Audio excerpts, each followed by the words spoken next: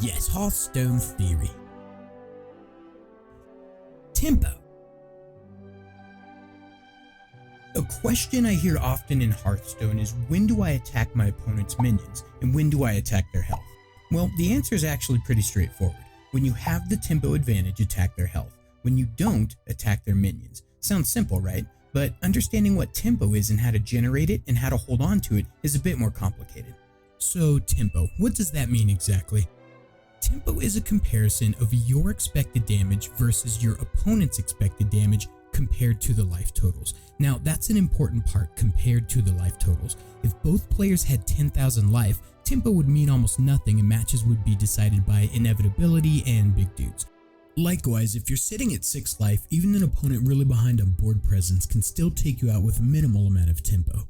Okay, let's assume for a moment that there's no such thing as the ability to attack other minions in Hearthstone. The only thing you can do is drop guys and attack their face. The only thing they can do is drop guys and attack your face. Well, who's putting out more damage? That's the guy with the tempo, right? Pretty easy to figure out. But we can attack minions. In fact, the only reason attacking minions in Hearthstone exists is as a way to fight for tempo. How do you generate tempo? The most common way is by enabling your repeatable threats and disabling your opponent's repeatable threats. Repeatable threats are minions. You invest in them one time, and assuming they don't die, every turn they'll keep giving you returns on that investment. Enabling these minions means first getting them onto the field by casting them, and then protecting them with your spells and other minions. Your ability to enable your own threats creates a damage trajectory, how much damage you're going to be doing over time. Imagine it as a line on a graph. Every time you drop a guy, your line goes up. Every time you trade profitably with your opponent, their line goes down. You're not increasing your damage output by killing your opponent's minions, you're just dropping theirs, which hopefully puts your line above theirs. Now, this line also takes into account what both players are likely to do in the coming turns. It's not just a representation of what you can see, but we'll talk about that in a bit. So back to the original question, when do I attack my opponent's health? The answer is when you have the tempo advantage, that is, when your line is above their line. Well, how do you know if you have the tempo advantage? The only time that you can ever be sure is when both players are out of cards. The rest of the time it's a guess, but it's an educated one. Let's say it's your turn 3. You have a 3-2 Raptor on the board compared to their 1-1 Engineer. Do you take the free trade and deny him a guy, or do you start going for his health? Well, what is the likelihood of that 1-1 Engineer being buffed by another card come turn 3, ensuring it could trade with your 3-2? The answer to that question determines whether you should attack your opponent or go for the Engineer.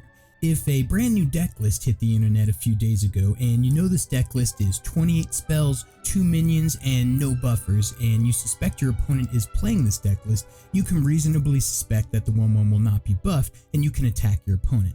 Likewise, if you've been seeing a lot of Defender of Argus and Shattered Sun Clerics around, you can suspect one's likely to come up next turn, so attack his 1-1. Keeping up with the metagame and knowing what's popular will help inform your decisions. You should also calculate the odds of their having it. If it's overwhelmingly unlikely that they don't have it, play like they don't. I'll be going deeper into odds, statistics, and how they should affect your play in the next video, so be sure to check that out. Now, let's say you guys are 20 cards deep into your decks and he's used 2 Defender of Argus and 2 Sun Clerics already, and you can't think of anything else he might have that could buff his guy. It's probably correct to ignore the 1-1 and attack him instead, assuming you guys are both at a medium amount of life. Those are pretty easy examples, so what happens if the board state is complicated? 2 things to keep in mind. What are the life totals and what are both players likely to do next turn? Let's look at this example. It's super late game, neither of you have any cards in hand. You've just cast an Arcane Golem and Leroy Jenkins. You can't kill your opponent this turn, but you're not sure what to trade with, if any. And how does Pat Nagel's potential cards for your opponent fit into this? Is he even a threat? If we check the life totals and try to determine what our opponent would do on his turn, the answer becomes more clear. Your opponent is at 20 life and you're at 15. He can't kill you swinging back on the next turn. Even if you trade as efficiently as possible, you're both pretty even on board. Now, if you don't trade and decide to go for his head, what can we expect him to do on his turn? Well, if we attack all out, we can take him from 20 life down to 5. Now, let's think like we're in his shoes. We're at 5 life. How would we trade? On board, there's no configuration of attacks that prevent the next 5 damage from coming next turn. We can't simply attack the opponent or we're guaranteed to die, and if we attack his minions, we'll need some immediate help from the top of the deck to stay alive next turn. Now, jumping back into the original player's shoes, you can recognize that for him to win this game, he's going to have to rip something from the top of his deck. You recognize that you have the tempo advantage. Your line is higher than his, so the correct option is to go straight for the opponent. Let's change the life totals. Say he's at 16 and you're at 6. You're 1 point shy of the kill, but no matter how you cut it, you can't squeeze out that extra point of damage. And you're dead on the backswing, so you know you need to trade, but with who and how much? Here the min-max approach is best. You want to lower his trajectory as much as possible with as little cost to your trajectory as you can afford. Nat Pagal, while a threat, isn't as immediate of a threat as everything else, so leaving him alive is the right call and you'll just have to hope he doesn't trigger. Taking out his assassin with exact damage would allow you to hit him for 10 and takes away his ability to kill you next turn, but what would he do then? It's likely he would shove both his whelps into your Leroy and his Kodo into one of your 2/3s, taking away your kill the following turn and having better board position with 3 power to your 2, and the ability to take away your last 2 power the following turn. But what happens with the minor tweak? If we lower the damage to him by 2 and instead use our 2/3 to kill a whelp, we still threaten lethal damage the following turn, but take away his ability to profitably trade with Leroy.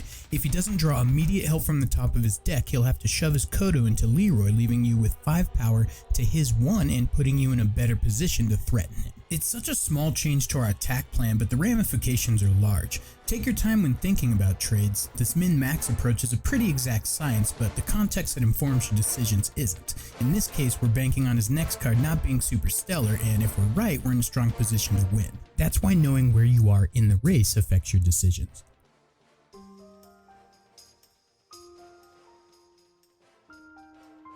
I've seen a lot of debate on what to do with your other minions when you drop a taunter. Some argue you should continue to control the board and trade profitably because of the chance of your opponent having removal. Others put their eggs in the taunt basket and swing for the face. Both actually have their merits, but this once again comes down to context. If it's the early game and neither side has used a ton of removal, the likelihood of their having it is high enough that you'll want to trade early and often and use the taunt as a backup. The lower the likelihood they have removal or buffs, the higher likelihood you should be swinging at their face, so use your metagame knowledge of what's popular as reference. As long as your taunt holds, you're disabling their tempo and securing yours, and you'll want to capitalize on that as much as possible. Mana cost for Hearthstone follows a similar pattern to other card games. Minions cost more because they're potentially permanent threats, and removal costs much less because they have a one-time effect. What this means is a deck with a good balance of both minions and removal will be able to raise their own trajectory at a normal rate while lowering their opponent's trajectory at a discount. This will lead to some turns where you can simultaneously gain ground and remove ground from your enemies, which is exactly what you want to be doing. Compare that to a deck that has all minions, and while you're guaranteed constant gains on your damage line with a deck like that, you're paying full price for each successive gain. This strategy is strongest in the very late game when maximum mana has been achieved, and is weakest in the middle turns when an opponent can gain dramatic tempo swings by simultaneously dropping guys and killing yours. Most of the time that tempo swing mid-game is lethal, which is why it's a good idea to have some removal in your deck.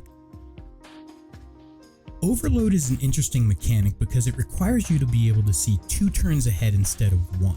Knowing that your ability to grow is stunted on the following turn, is the tempo gained for you or taken away from your opponent dramatic enough to account for 2 turns of your opponent's growth? Sometimes that's hard to see, and in the case of something like Earth Elemental, it's a big gamble. If they have removal, they've negated your gains for almost 2 turns depending on how early in the game you cast it. But on the plus side, overload spells are the best enablers in the game, which is why they're so bad to cast when you're behind and so good to cast when you're ahead. Curving out means utilizing as much of your mana as possible every turn. It's so important because assuming it's a balanced game, each mana you're spending is getting you something more powerful. If you maximize yourself every turn and your opponent doesn't, they'll skip a beat and suddenly the tempo advantage is yours and they're playing catch up. The best way to maximize your chances of curving out every turn and seizing tempo is to look at the deck metrics the game shows you. This applies mostly to draft but still has merit in constructed.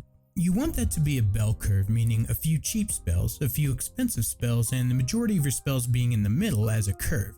Now, while it's important, curving out doesn't always take precedence over other plays. The trick is not shooting yourself in the foot in an attempt to curve out every turn. Remember that it's important, but don't waste cards or miss time removal or buffs just to spend all of your mana.